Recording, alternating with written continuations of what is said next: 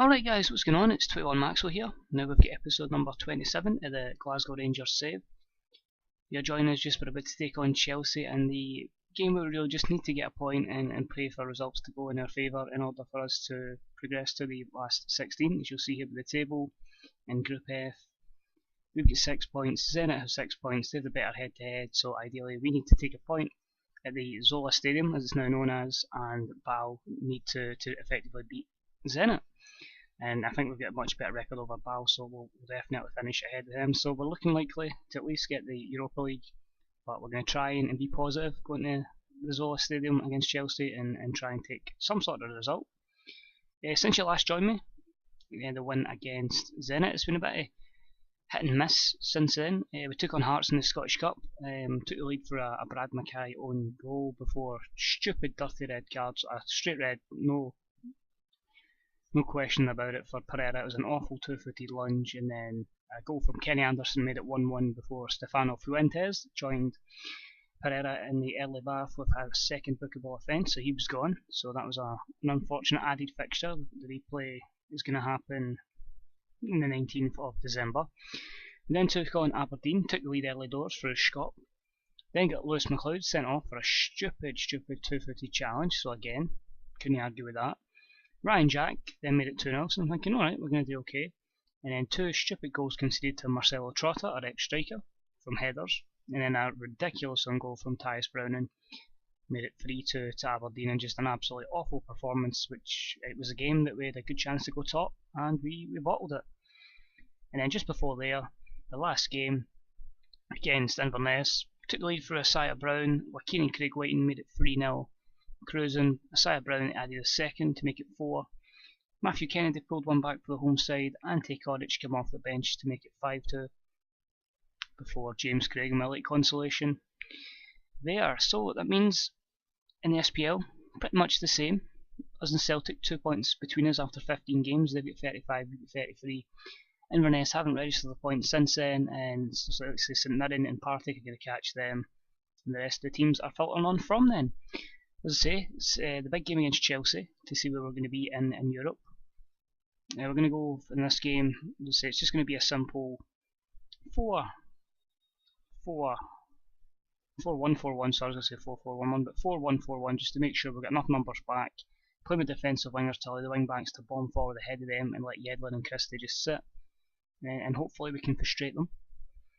And we can hopefully see out a 0-0 draw and pray results go elsewhere in our favour.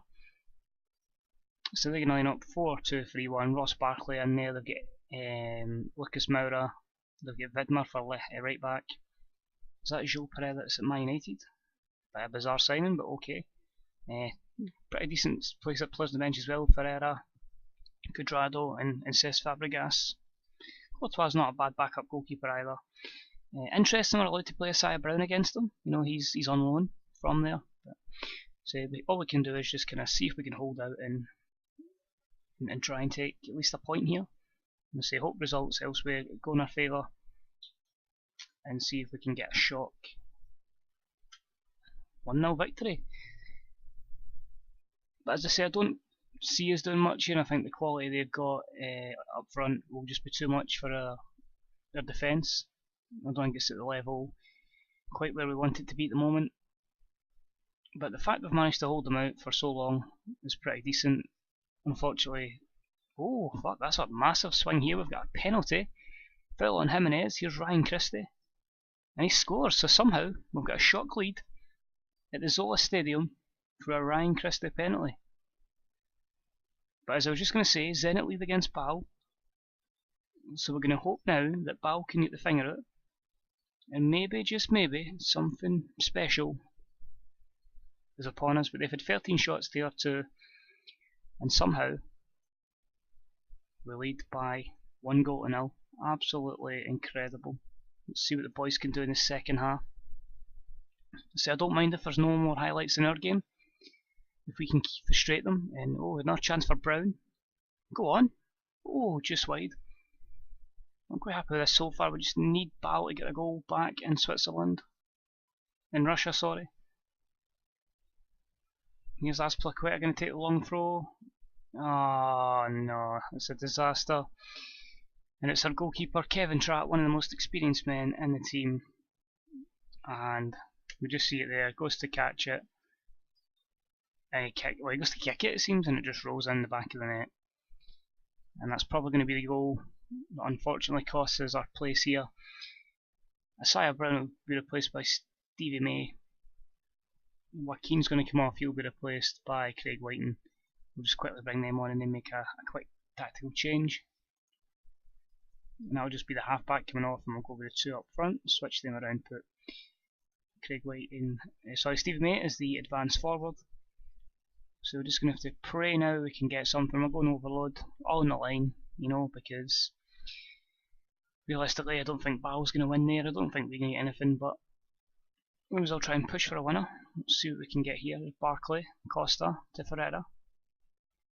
Cuadrado on the left hand side for a change, cuts inside. Gumbia with the tackle. And again, it's just your luck when you're winning. It goes right to the feet of Eden Hazard and he puts it across the goalkeeper and makes it 2-1 to Chelsea.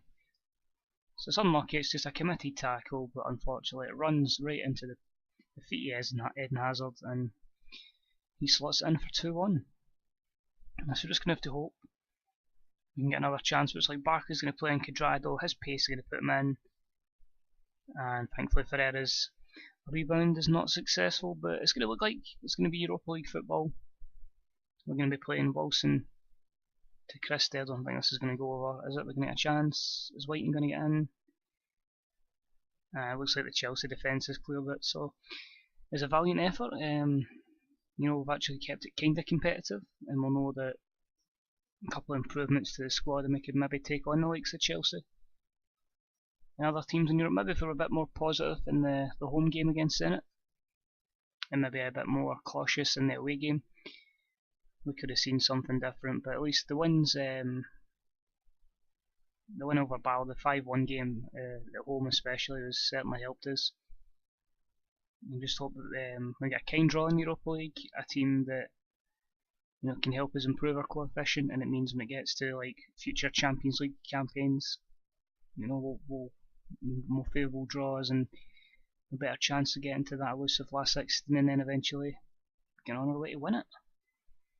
So just all out here, Hazard to Barkley, McLeod with a good tackle, and yeah, Edlin will just put it clear, but it's just going to run to them. This is just going to see out the game.